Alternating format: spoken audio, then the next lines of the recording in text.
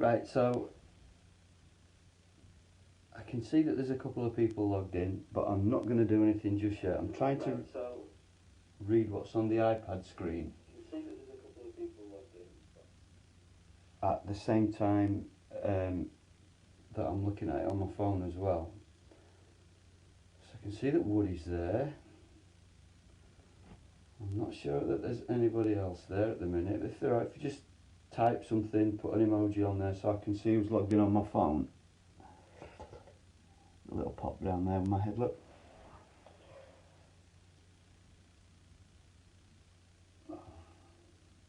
There's a bit of a delay, which I'm just noticing, so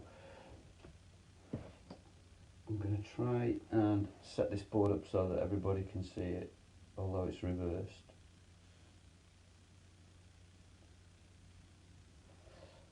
Can't actually see who's there on my phone because I think it's only on the live account. Colin, I can see Colin. Anton Faith, who I believe is in America.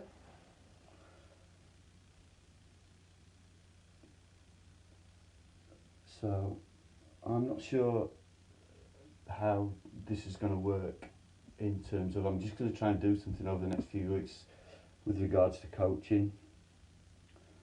I'm going to waffle away in the background, and then I'm going to try and keep checking to see if there's any messages down there, because they're not coming up on my second account at the minute. So if you keep seeing my ugly face pop in front of the camera, don't worry about it. This has been quite awkward to set up. So you're looking at the tactics board from my iPad, which is on the floor. I've got my phone in my hand so that I can comment if anybody turns up and asks any questions. I've got a laptop set up with we produce the roles and responsibilities sheet for our coaches and players to work from, with all the different formations that we use. So I've got that set up in case anybody wants to ask me any questions and I've forgotten about anything. But alright, Ben. So this is, listen, I'll just waffle away for a little bit about how and why, and then I'll keep, like I say, I'll try and keep checking the iPad to see if there's any questions. Ben's in charge of digital content at Liverpool, so if he saw the setup that I've got here, he would absolutely be laughing his pants off right now. So I've used this formation probably a couple of times over a lengthy period, where I've had a little bit of success with it with a couple of different teams. First one was a college team years and years ago, probably 2003, 2004, and again this season when our under 16s won the national championships for Cat 3 academy clubs. So on both occasions when I've had to use this formation, it's been forced on me a little bit by circumstances, really. A lack of left-footed players being the main one. So using a 3-5-2, I think it's less important for me that one of the centre backs is left-footed. It would be nice if they were, so that you could have that balance across the back. But for me, it's not the be-all and end-all. So we generally play with three centre backs narrow, with a designated holding midfield player. But that's not to say that they need to be the only one who can play in that position. Obviously, we do, encourage rotation. Two attacking midfield players either side, here with a 6 and an 8. Two wing backs, I guess the wing backs is always a bit of an awkward position, because if you use one of your wing backs and they're naturally a winger, they're not overly keen on coming this way. If they're full backs converted to wing backs, then generally speaking they don't mind going that way. And then sort of a traditional front pairing, but rather than them playing square like I've got there, I like to see them play one up and one off. So it's that kind of shape. But I'm just going to put them back there for now. So as I say, on both occasions where where I've had a little bit of success with it, it's been a system that was forced on us, although it is one that we've deployed across the academy in terms of giving players a kind of a mixed experience. So rather than say, right, we're gonna play 4-4-2 or we're gonna play 4-3-3, we usually play 2 or 3 or maybe even 4 different systems over the course of a season. In terms of roles and responsibilities, there's nothing that anybody would particularly find earth-shattering, other than the fact that not a lot of people play with 3 at the back. So if anybody wants to throw some questions on there, and some of you may well know far more than me, you've certainly got valid opinions, chuck something out at me, and then let's see if this medium works as a form of being able to discuss tactical thoughts. There's some non-football people on there who are just dying to see what an arse I make of myself doing this, so we'll see how we go. Anybody got anything? Kevin, all the way from Spain, how are you doing, my friend?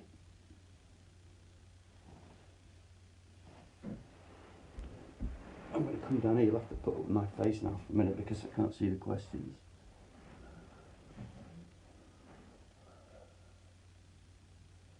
Hi, Liam.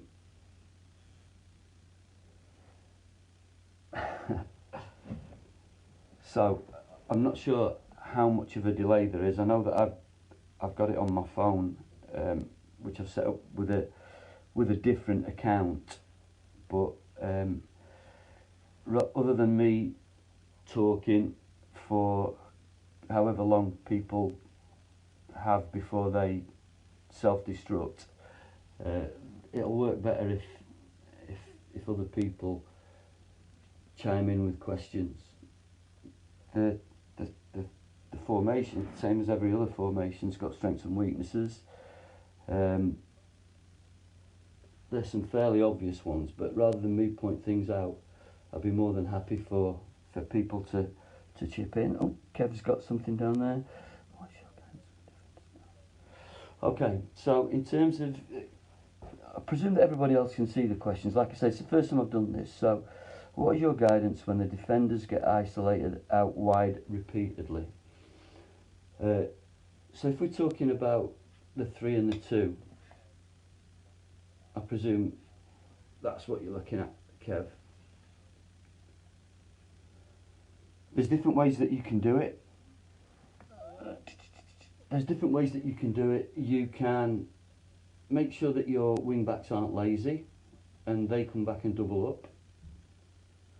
But the most successful way that we've found of doing it, and one of the things actually with our 3 centre backs in terms of their roles and responsibilities, we ask them to try not to go and get caught out in the channels. However, it's inevitable that it'll happen at some point.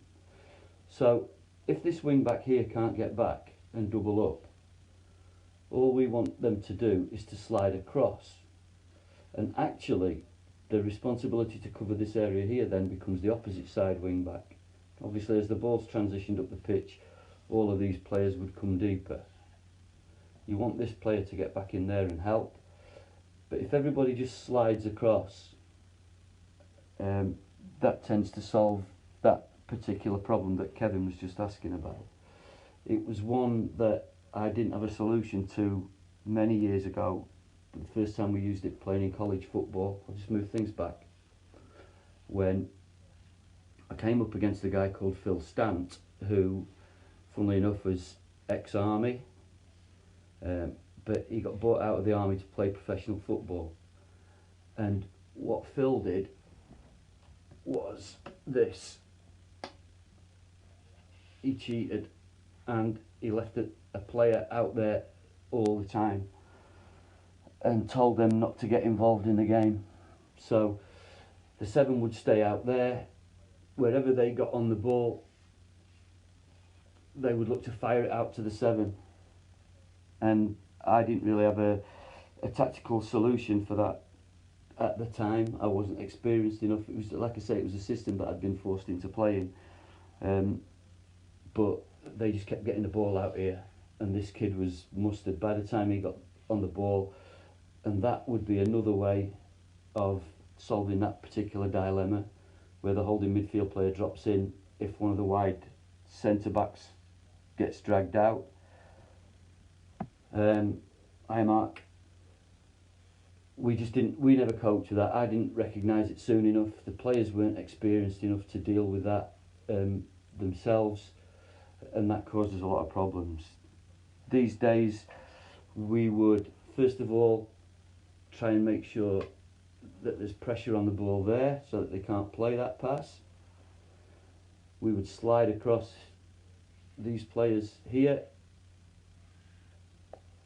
so that they can screen any balls along the ground, and try and prevent the ball from getting there.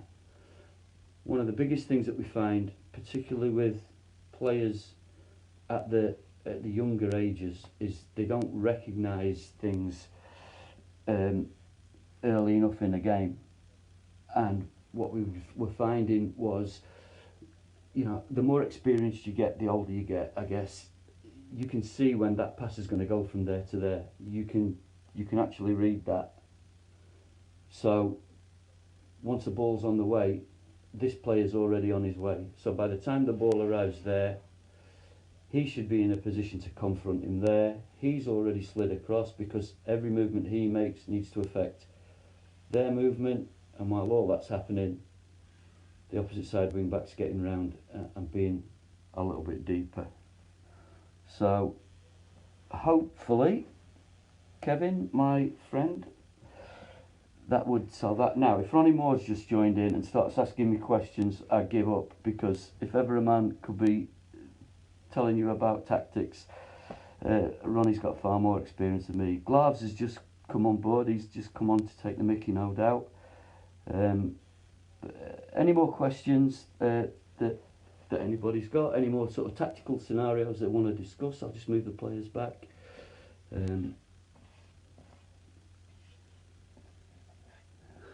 Just throw some stuff at me, because obviously you can't talk to me using this way. I might try and find another way of doing this so that I can hear people. I know that Zoom, I've had a couple of meetings this week on Zoom, but I think that gives me the same problem as I had the other day, where people can't communicate back.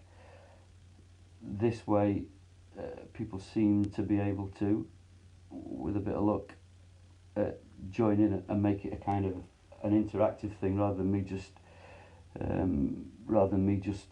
saying what I think and this is the way it should be. It's, football is 99% game of opinions. So, like I said, for those that have just come in, the reason I'm talking about 3-5-2 is, one, because it's not played very much, and two, because the two occasions when I have had to use it for an extended period of time, I've had a little bit of success with it. Overlapping centre-backs. Glavs is a Sheffield United fan, you might have guessed from that. What about it, Chris? Anything in particular? It's not something that I would do, but I don't have 12 hours a week, 20 hours a week on the pitch with the players. I think the way that Sheffield United play has been a revelation this season. Sorry, and I know from having worked with Alan Nill in the past, and Ronnie's on board as well. Ronnie will know Nilly better than me. I thought that Nilly was a real top class tactical coach, really good on a training pitch, and I suspect that he has quite a lot of involvement at Sheffield United with Chris Wilder.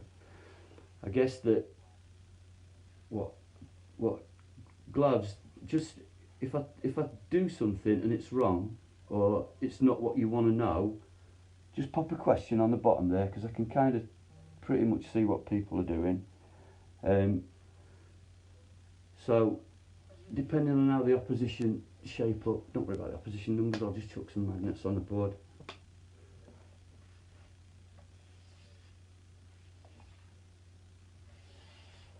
And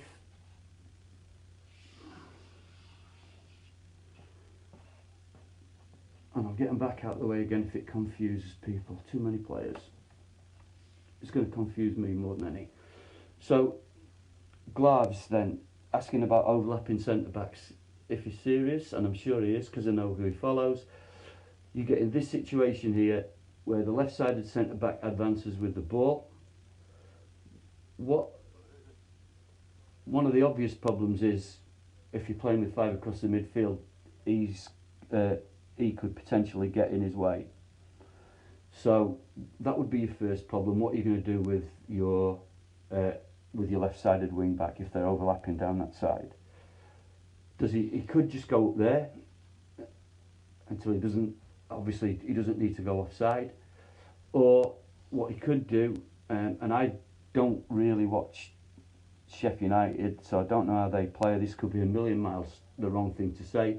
If they're playing 3-5-2 and one of the centre-backs goes flying down the line with the ball, he could come inside and effectively now give them a third striker. Now this is me literally thinking off the top of my head, having not watched Sheffield United play, but Glaves has asked the question, is that what you see happening, Chris, or something different?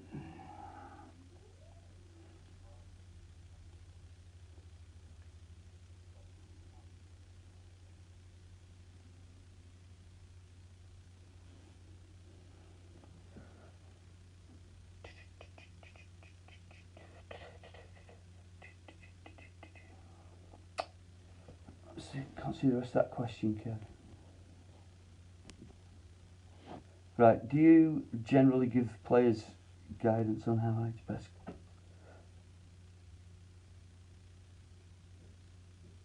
Very rarely do the opposition leave the wide attacker forward. This one here, Chris, so he's going to come back with him, yeah? Is that what you're saying? I'll deal with this bit first, Kev, because this is quite, this is educational for me as much as anything else. So Glaves is saying that the opposition wouldn't leave their wide attacker forward. It wasn't not so much the wide attacker that I was referring to, Chris. It's this one here. Where does your left-sided wing back go if the centre back overlaps down the left-hand side?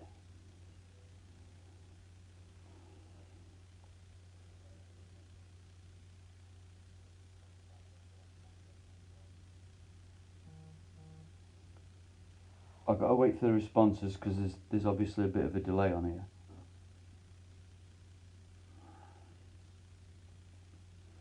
I'll go back to answering Kev's question while Glaves is thinking about that and typing. So in terms of where we press when the opposition are playing out, I'll come back to that in a bit, Chris. Generally, if they're playing with four at the back, you see that type of setup at the back. If we're playing with 3-5-2, we would do that and invite these players here to get the ball. Once the ball's on its way, from there to there, we're looking to press with this player, and the number 9 goes in between the centre backs to try and force the ball back to the goalkeeper. Gloves, you said about very rarely do the opposition leave the wide attacker forward. I suspect that they would track the overlapping centre back. When I was referring to the red 11, that's the attacking wing back rather than the rather than the defending one.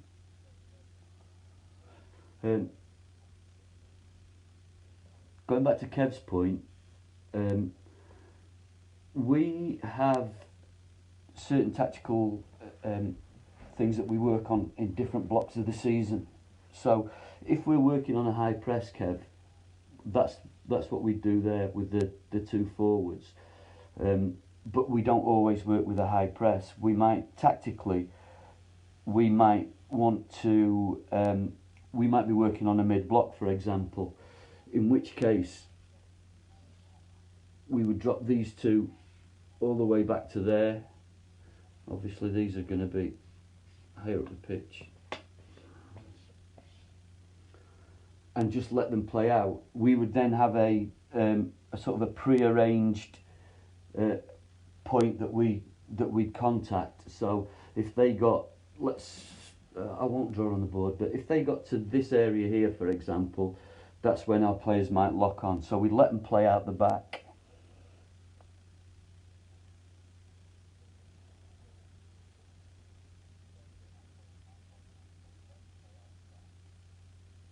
Okay, so just seeing Chris's answer now. More often than not, their wide player will recover out to help their fullback. Yeah, fully understand that. You wouldn't leave them up there because you will get outnumbered. If your team's going to play with centre backs who end up in the front line, there's no way the opposition can afford to leave, if they're playing 4-3-3, for example, 3 players up front, because they'll just get overrun. Dan side bottom, all the way from the USA, via Rotherham and Thomas Rotherham College. Hiya, Dan. Any other points? Kev, did that answer your point? I don't want to move on without answering things, or without answering things properly. Hi, Steve Lister. Eddie. I'll move the Blues out again for now until someone gives me another little point of discussion. So just talking Dan side bottom, Steve Lister, about working with a 3-5-2, which is something that I've been doing certainly over the first half of this season, although the rest of the club haven't. Just inviting anybody that's there to contribute any questions or anything. Yes, Kev, it does, yeah. So if we're working on, like I said, if we're working on a high press, we work off certain cues and triggers, and we might engage them really high up the pitch. If we're working, the only time that changes a little bit is if defensively, for example, we're working with a low block. It's really difficult, if you like, to let people have 2/3 of the pitch to play in before you go and engage them.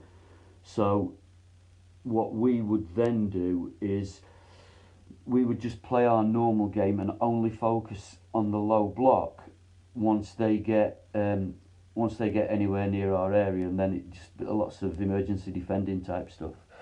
I've just missed a question there.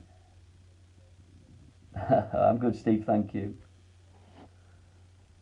Andy Holdsworth, how you doing, matey? I can wave to people, look. Oh, look at that. So, anybody got anything else around the any sort of tactical things that you might want to ask, or I can set some stuff up on the board if you want to challenge what I'm doing, or give me something that you do when playing with this formation. Like I said at the beginning, for those that were there, I have no idea whether this will last 5 minutes or God knows how long. It's already probably been going longer than I thought it might.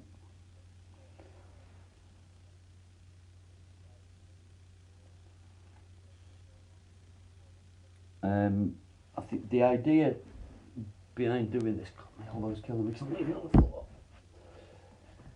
The idea behind doing this was just to try and do some tactical stuff for coaches while everything's shut down. I'll probably look to do something else in a couple of days around a different formation. Obviously those that are here because they follow me on Twitter will see a lot of the stuff that I post anyway. I kind of wanted to see how this goes. I'll watch it back later, no matter how painful that may be, and see if it's possible to share it to the coach to share group. I'm getting a phone call from work, which I am now going to just decline. I'll get back to that later. I think that attacking, I'm just trying to think of some little scenarios when we look at attacking with the 3-5-2. You might get the ball into these areas. Obviously you want your 9 and your 10 in the box. We kind of use the number 4 here as insurance, so just push everyone up the pitch. I like to see at least one of these two midfield players here getting into the box as well. The opposite side wing back will come into the box and late. These kind of players, if you've got good delivery, should get lots of back post tap-ins if they're switched on.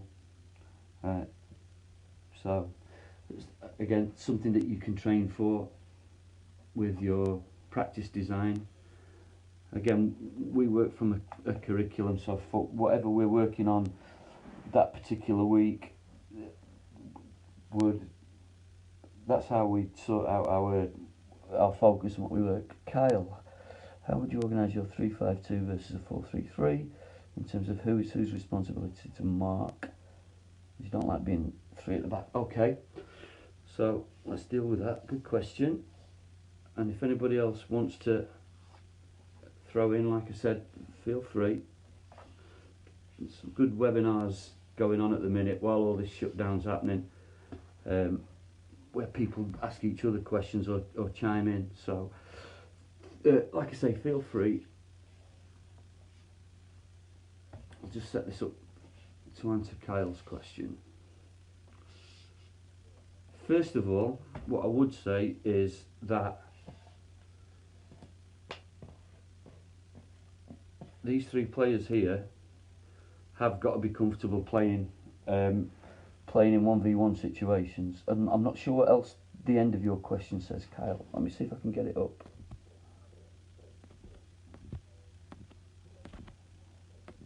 I can't see the rest of the question. But to take your first point, these 3 here have got to be comfortable defending in 1v1 situations. You only really need to worry about that when the Blues have got the ball. Okay, turn them round. You've only really got to worry about that in that situation there. So if the Blues have got possession in midfield, actually this kind of thing needs to happen. And if you get this midfield screen right, you can stop the ball from going into there. You could also, this would really depend on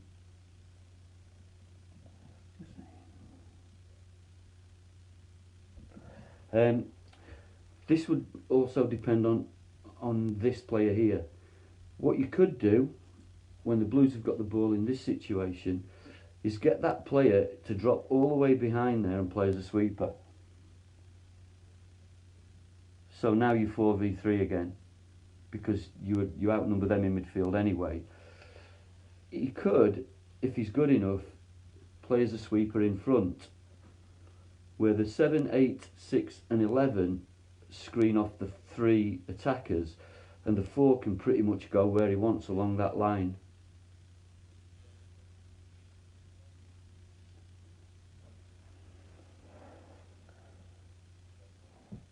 Does that answer your question, Kyle?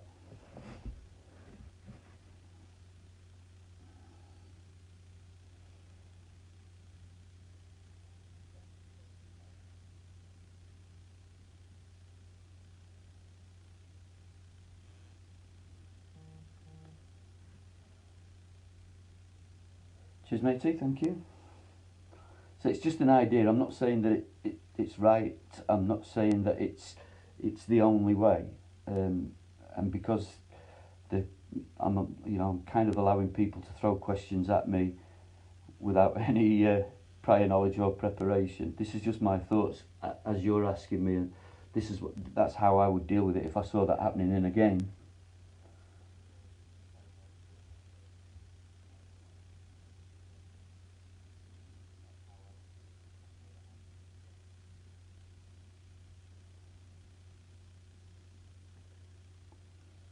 So I'm kind of depending on you guys a little bit now in terms of how far this goes. If there's any other questions, if there's any people's thoughts. Hi, Phil.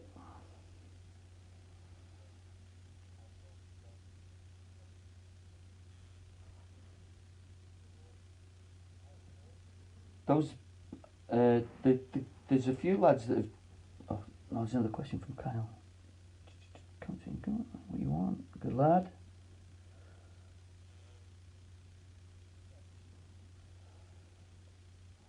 So, the lads that are out in America, Phil Woods is one of my ex-players from Rotherham United, who's now completed his scholarship in the States and is now coaching out there. Do you come across the 3-5-2 very often out there? Either whether you play it or whether your opposition play it. Because I've been on a couple of really strange webinars this week with a mainly American audience. Tactically, they sound like they know what they're talking about. There's some real in-depth stuff going on, and then the further the conversation develops, they're working with under 12 girls, and I'm like, whoa.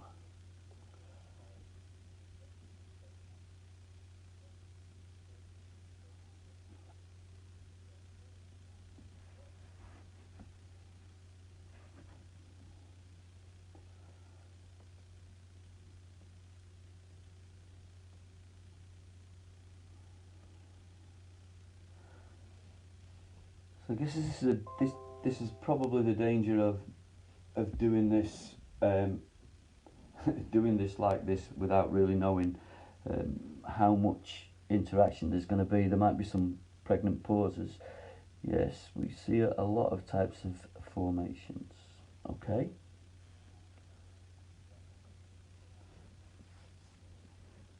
I think that.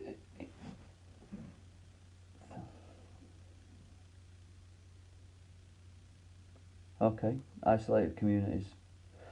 I mean, over here, as I was explaining earlier on to some of the people that joined earlier, we will probably have 2 or 3 formations that we work on over the course of the season. The difficulty, I guess, from my perspective, is that our job is to prepare players as best we can for firstly the youth team, and then moving into the first team. But that direction that you get from the top of the club might not be there by the time the players get there. So we don't want to play with just one particular formation based on the fact that, let's say, our current manager is Joe Bloggs. By the time some of my players at 14, 15, 16 get anywhere near the first team, if we're fortunate, Joe Bloggs might not be the manager anymore.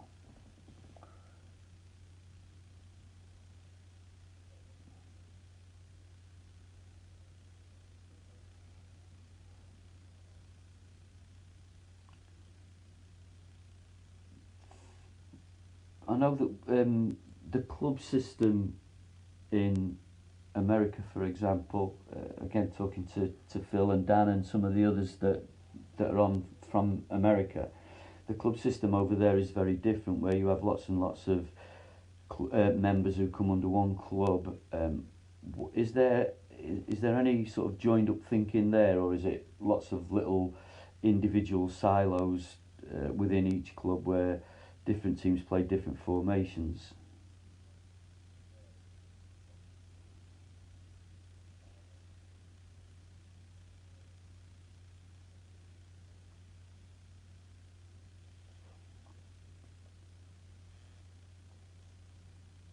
Feel free to chip in, anybody, at any time. Just like I say, I'm laid on the floor, my arm's going dead, just reading who's joining in and any questions that pop up on the bottom. If you've got my number, you can always text me a question. It might be quicker the way this looks at the minute.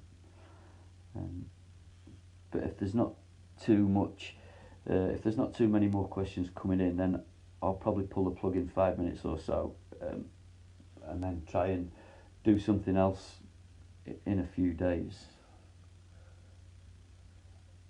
So a lot of divisions of the club try to imitate the first team style.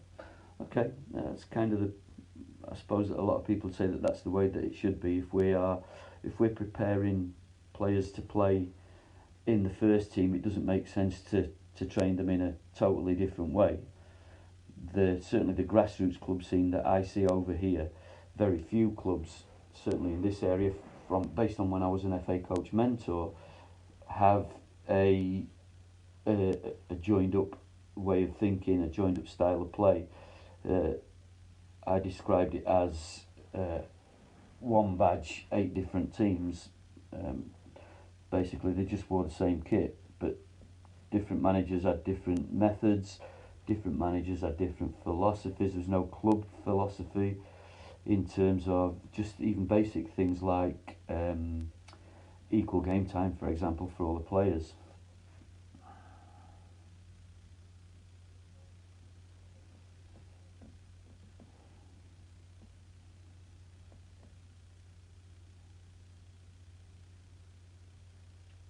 The senior management changes a lot in America, says Phil. It tends to over here, but certainly at the top level.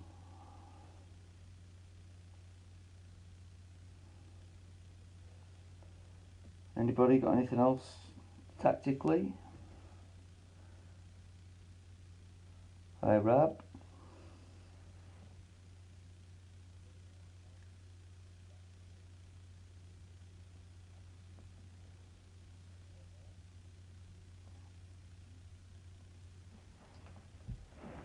So move these out again.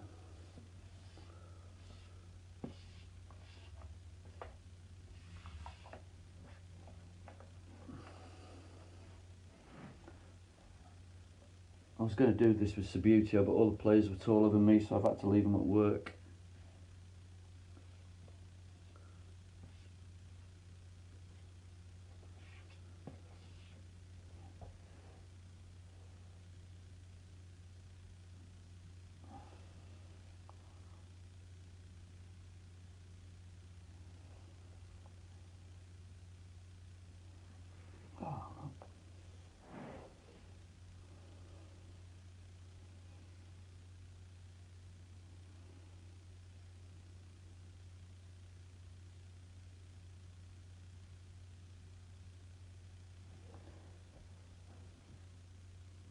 So many games at younger age yet. All the club games for. Oh.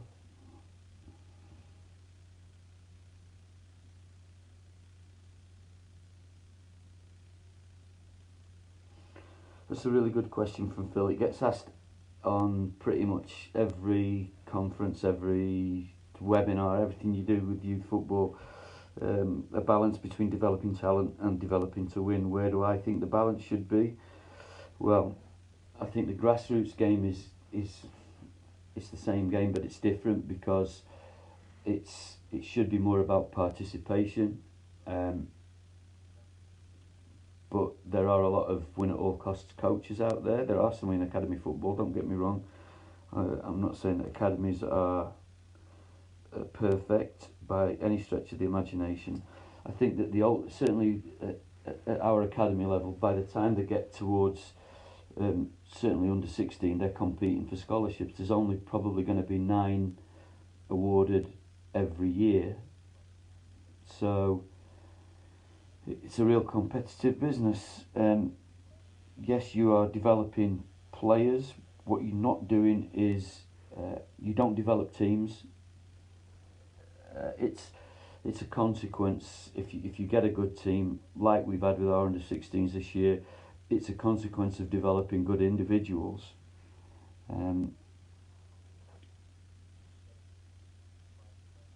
But like I said, we've only taken 7 players this year from our current system, despite the fact that we've kind of been one of the better and more consistent teams at our level over the course of the season.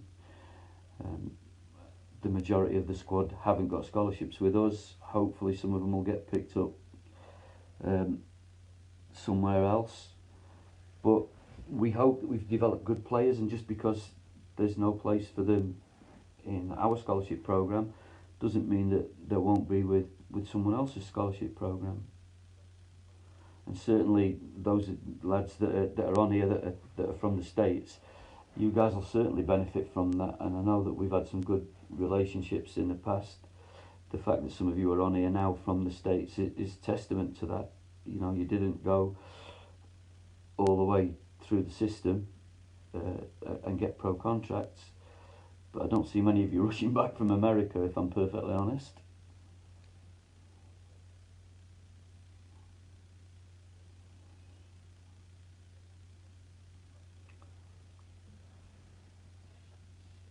So has anybody got anything else tactically? Because I'm quite conscious of, I can stay here for ages and talk football, but it's a bit weird talking to yourself in the spare bedroom. So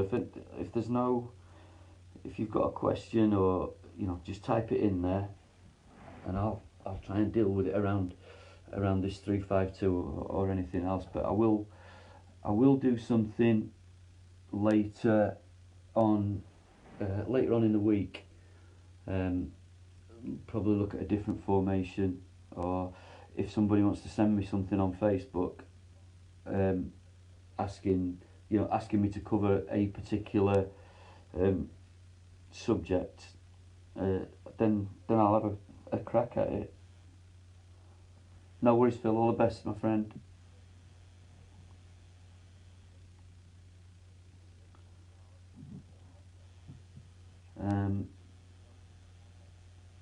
So by the looks of it, I think. Oh, hang on. No, that's Phil's comment.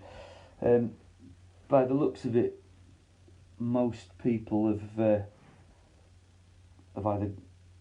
I can't see how many people are online, but my little thing up there says there's only 4. I feel as though I'm talking to myself. So there's a couple who are just joining in. I've been rabbiting on about 352 now for about half an hour. I think these things stay live afterwards, so if you really want to listen to something that's going to send you to sleep tonight, pop it back on later on. There's no questions coming my way, so I'll pull the plug on it now. I will do something later on in the week. I'm more than happy, as I've said, if somebody wants me to set something up using a different formation, or if somebody wants to talk about just different aspects of football. Lee, you've come on way too late, my friend. If somebody wants to talk about different aspects that I can do on the tactics board there, I can draw lines on it. It's a pain in the backside to clean them off. This one is not it's not as easy as some, but thanks for watching. I think the football close down is for the right reasons, but it's doing a lot of people's heads in. So the more coach education that we can throw out there's loads of free webinars about. There's loads of stuff that people can get access to. while we shut down, and I guess better educate yourself, ready for when we all get back at it in a few weeks' time, hopefully. So I will do something else later on in the week. I'll try and give you all a bit more notice. And like I say, if this stays live, then you can watch it back later on. Okay, thanks for those that have tuned in. If anybody stuck with it the whole way through, well done. And I'll catch up with you all later. Take it easy.